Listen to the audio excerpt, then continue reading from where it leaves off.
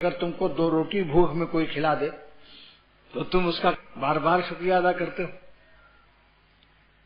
تو فرمایا کہ جس نے میدا بنایا ہے، میزبان کی روٹی جہاں رکھتے ہو اس کا نام میدا ہے، پیٹ ہے، پلیٹ میں سمیٹ، پیٹ میں پلیٹ کو سمیٹ اور فلیٹ میں لیٹ۔ لیکن اس کا بھی شکریہ ادا کرو کہ اللہ آپ نے میدا دیا، اگر میدا خراب ہو جائے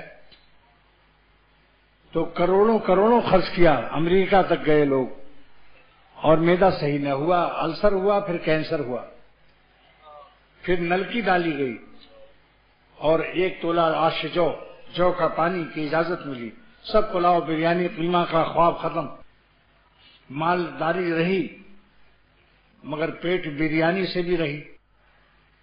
مال سے فائدہ اٹھانے کے لیے بھی تو اللہ تعالیٰ کی رحمت و مدد چاہیے۔ مال ہے، معدے میں السر و کینسر ہے، بریانی کے لیے پیسے موجود ہیں، کھا نہیں سکتا۔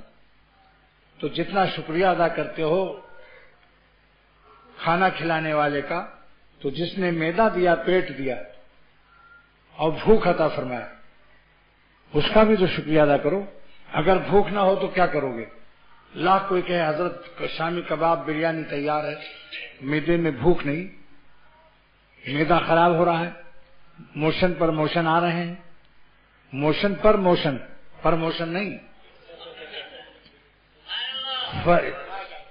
اس اردو میں فرق ہے، موشن پر موشن یعنی دست پر دست لگے ہوئے، ورنہ آپ کہیں گے تو یہ موشن تو بہت اچھا ہے جس کے بعد پرموشن مل جائے۔